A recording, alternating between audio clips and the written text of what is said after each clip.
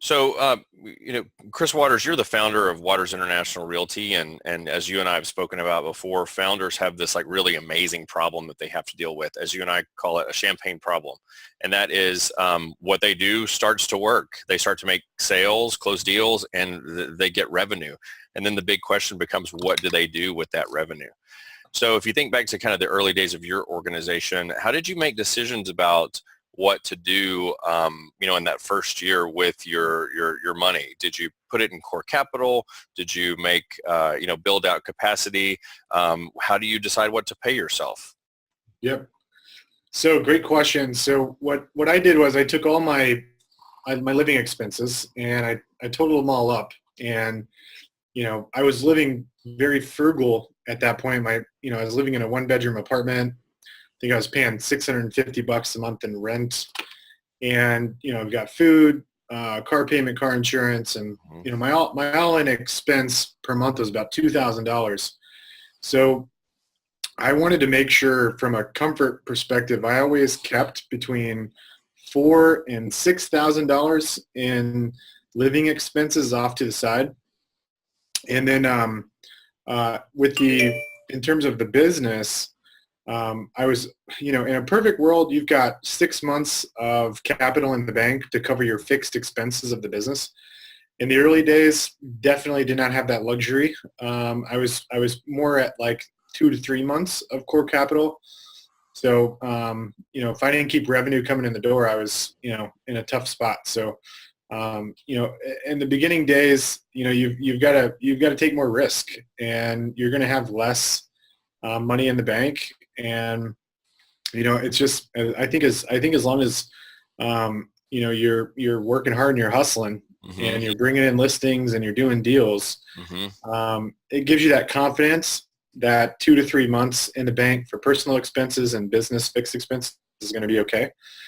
So in terms of how much money I tried to keep, I only was keeping enough money to survive. So Sure.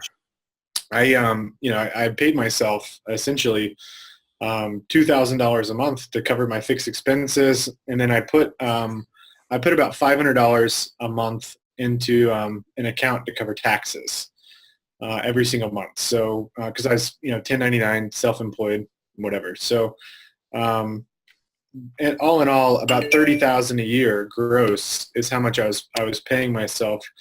And then all the excess funds were going to build up my core capital.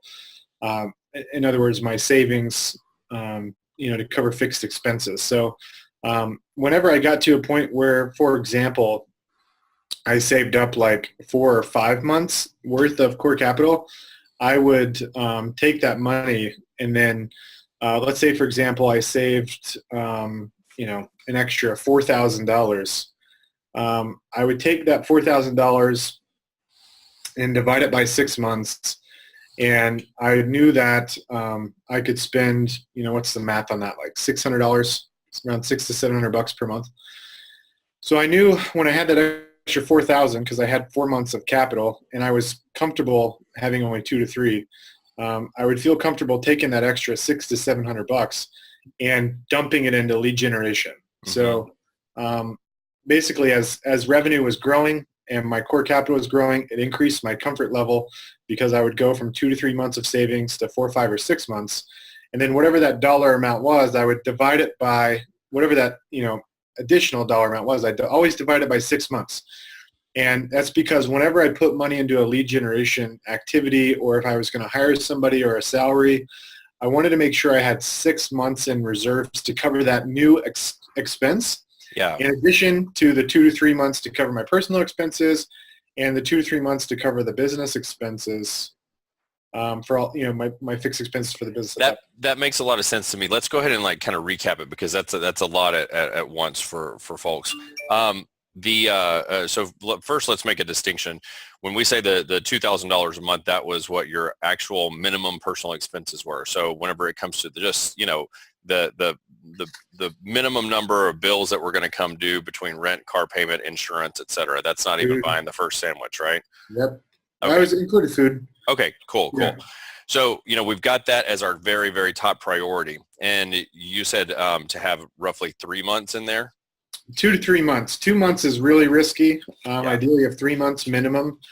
I think, look, I'm not a financial advisor. I think like the books and financial advisors say 6 to 12 months, but sometimes you don't have that luxury as a bootstrapped startup. So one of the clearest ways to think about it is think about it like having a bank account for your personal expenses, a bank account for your business, like fixed expenses, and then a bank account for all your additional savings over the 3 months of core capital.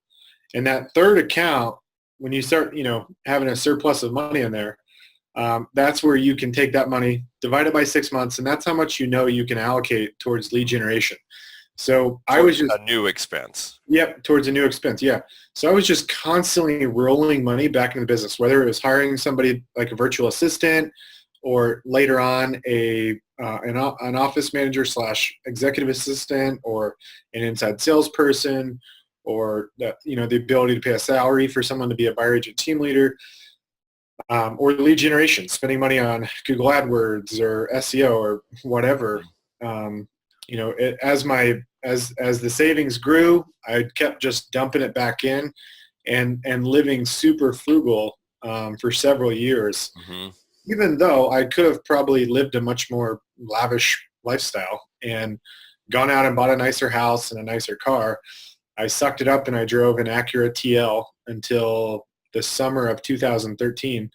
So for, a solid 3 years of just living super cheap and poor. And I just kept dumping all the money back in, and the money kept compounding, so the core capital and everything just kept growing. So before I knew it, I had enough money to go, spend, for example, $5,000 on radio advertising for one station. And I had $30,000 set aside in additional core capital for that expense to do it for 6 months to see how it would work. So I've got some questions about that. That's great. You mentioned something that I think a lot of small business owners, particularly in our business, effectively try to ignore in the first year, and that's taxes. One of the things that you did whenever you started the company is that you always made sure that you were putting back for, that anticipated expense. What was your strategy there based on what you thought you were going to be able to deduct? Did you do like 15, 20, 25%? Yeah, so I was trying to roughly always put like 20 to 25% of the gross income I received into an account, knowing that I needed it to go towards taxes. Okay. And when you make $30,000 a year, you don't owe a whole lot in taxes. Sure. If you look back and, just like you were talking about, when you say you drove an Acura TL, it wasn't a brand new Acura TL. Let's just be clear about that, right? It was the car that you had. That was like an 9-year-old Acura. When I got rid of it, it was 9 years old, and it had over 225,000 miles on it. Yeah, just to be clear for folks, because that's a nice car, right? Yeah. I picked it up used, with tons of miles on it, and then I put another 100,000+ miles on it. Yeah. So, choosing to live really, really conservatively like that and not kind of reap the early rewards of the success that you'd built there. If you look back, what kind of a difference do you think that made to what your growth curve looked like in those first couple of years? Oh my God, that's amazing question. So if you think that you're going to be able to just try to make money and do deals and turn around and spend it all on a lavish lifestyle without, putting money aside to reinvest back into the business, you're going to, on the surface, look like you're doing really well, but your business is not going to be doing that well. And some people might say, well, I'm making $100,000. I'm doing pretty well. But you don't actually have a business. You've bought yourself a job. Wow. You haven't built a business that will one day be able to run without you. So, and the only way you're going to build a business is through developing an operations team, a sales team, leadership, you know, advertising, a marketing team. There's all these pillars you need. Like when you go look at any typical, Fortune 500 company, there's a reason why they have a CEO and a CFO and a CMO and a CRO. Ultimately, like, you need to scale your business to that level. If you want to plan the great escape, you got to have those people in place.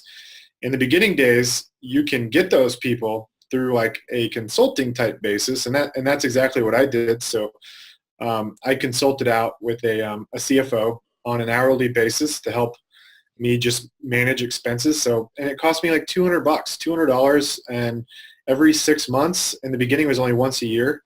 I'd spend a couple hours throughout the entire course of the year just reviewing like financial budgets and forecasts and goals. And it was kind of like a coach. It's kind of like a coach on the sideline, helping me with finances. So it's not like this is something you got to spend a ton of money on, especially when you're in startup, because it's not like you've got tons of transactions. So the CFO, you can get a coach, someone doing that. You can hire a marketing consultant to help you in the beginning days. You can get sales coaches that you hire on like a retainer basis. So instead of going and hiring $100,000 sales coach, what we did was we had different coaches we worked for, and instead of it being $8,000 to $10,000 per month, we paid like $1,500 per month. And so our team had access to the sales coach on sales coaching calls for once or twice per week, and there was a way for us to leverage somebody in that capacity, but not have to go and spend $100,000. So there's a way to scale up to having those people, and you can do it by outsourcing it and getting consultants to help you. But ultimately, to keep growing from one stage to the next in the growth trajectory, you got to put all the money back in the business if you want it to grow really fast. If you're cool, like if you're happy and like you don't mind like being involved in the business, and like you're super happy and you could see yourself doing that for the next 20, 30 years and then maybe reinvesting back in the business, cool. But if you want to grow super fast, you've got to reinvest back in the company. So speaking of reinvesting, back in the company, where do you think that small business owners go wrong when they get to that point where, let's say that, I'm living the way that you're prescribing here as far as personal expenses being really conservative and everything's going back into core capital. And now I've got this excess, and it seems like there's now a new opportunity to sort of screw it all up again, right? Where do you think small business owners go wrong when it comes to what they choose to spend that money on and the order in which they choose to spend it? Yeah, another great question. So, you can go invest a ton of money in lead generation and generate tons of leads, using some new cool like marketing funnel you see about on Facebook from some internet marketer. Because by this time you're being like sold and oversold with the latest and greatest like shiny object right now. And Yep. it's dizzying to choose from all of that. Exactly. So it's easy to want to go generate more leads because you'll think you'll close more deals. But if you're a solo practitioner or you have a small team, why are you going to go spend more leads if you don't have enough team members to be able to help manage all those leads coming in? So I think some of the mistakes are that almost everybody makes, and including myself, I made these mistakes multiple times. I would ramp up lead generation, but then I didn't have enough salespeople to handle all the leads. Mm-hmm. Or I would ramp up my recruiting efforts and I would get tons of salespeople on the bench, but then we sucked at getting them trained on conversion. So like we did a great job getting people, we increased leads, but then conversion sucked. Mm-hmm. And so that's where like a sales coach, for example, came in and into the office, and I think we did a lot of these over conference calls, but that's where like a sales consultant will help come in and help you with objection handling and scripting. Yeah. So it's very, very tempting to say, oh, we've got all this money. Let's like get to that next level. Let's go ahead and advertise. Let's buy some leads somewhere. And really what we're saying is you don't start there. You don't really start with the recruiting. Where you start with is answering the question, how am I going to convert? and then working backwards from there. Yeah, and again, it also depends on your stage of growth. If you're a solo entrepreneur and it's just you need to figure out how to get crazy efficient with your time so you can make the maximum amount of revenue humanly possible. And so, the first step in doing that is getting outside vendors and contractors to help you. So maybe that's like, using a courier, and instead of you driving to deliver something, you hire a courier. And yeah, it may only, take 10 to 20 minutes for you to do that courier task. And it'll cost you $20 to pay someone to go do it. But that time compounds over the course of the month. And if you think about how many times maybe you might have to go deliver something, it could be, 10 to 15 times, and that's 20 minutes times 10 to 15, times. And there's this rule that when you stop doing something and you have to divert to another task, you lose 50% of your productivity because it takes so long to get back in the groove of what you were doing originally. Sure. So not only are you so first of all, this is super applicable to those of us who are solo practitioners, and we are a one-man or one-woman sales force. So anything other that takes us away from that is by definition a dent in our revenue producing activities. Yep. And your point is that it's not just the time you spend on the thing, but it's the time you waste in shifting gears. Yep, exactly. Cool. And so the other thing is think about it. Think about it like this. If you can be disciplined enough to suck it up for 6 to 12 months and not go blow all your money on a lavish lifestyle, and instead invest that money back into outside vendors to help you be more efficient. Instead of making, for example, $100,000, you'll make $200,000. Mm-hmm. And then if you can reinvest that money and go a little bit further and be disciplined with your savings and live frugal, that time you make $200,000, and dump all that money back into the business and only live on $30,000, then you'll go from $200,000 to $400,000. So, just, from a numbers perspective, if you make $200,000, you only take $30,000, that's $170,000 you have to invest. Whereas let's say you make $200,000 and you keep $100,000 and you only have $100,000 left. Well, the competitor B over here, Joe Smo, he's investing $170,000 and you're investing $100,000. Who do you think's going to exit the business faster? Right. The guy that's able to invest $170,000 or the guy that's able to invest $100,000?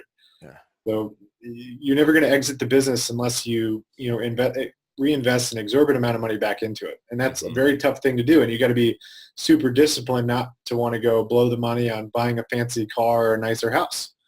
It's about delayed gratification. Oh, that one hurts, doesn't it? So let me ask you a question. By all measures, you did this the right way, and the results that you were able to produce from that really kind of speak to that fact. Still, hindsight's 2020. You must kind of look back at that early, first or second year and kind of think, gosh, if I would have done this one thing differently when it came to reinvestment, what pops into your mind? Well, here's the thing. The only reason I have so much certainty around all of these things I'm talking about is because I screwed it up so many times. I spent way too much on lead gen. I didn't have enough people.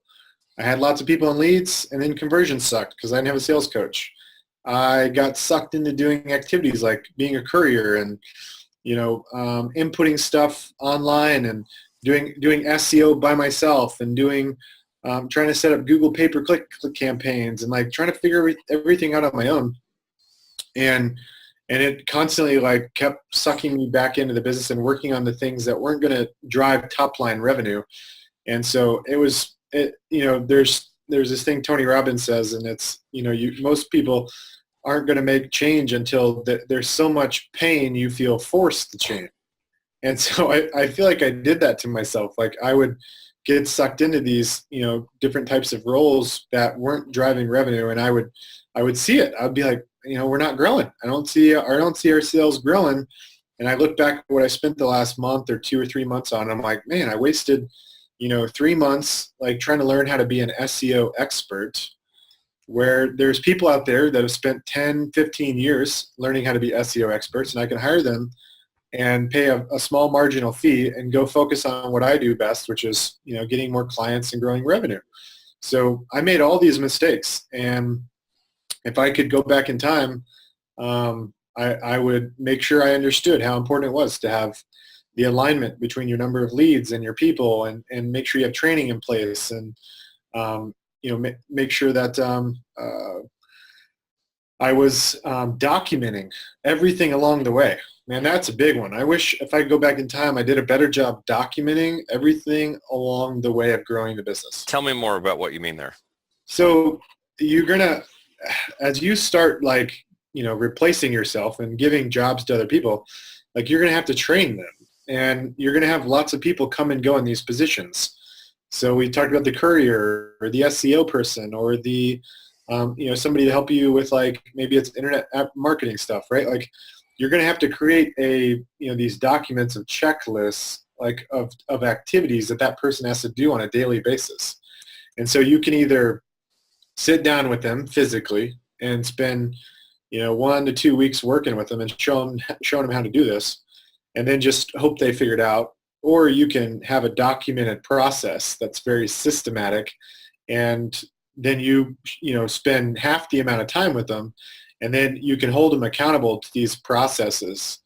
And it makes it easier for them to, from a learning perspective and just from a growth perspective, to be able to perform at a higher level and figure things out faster. And the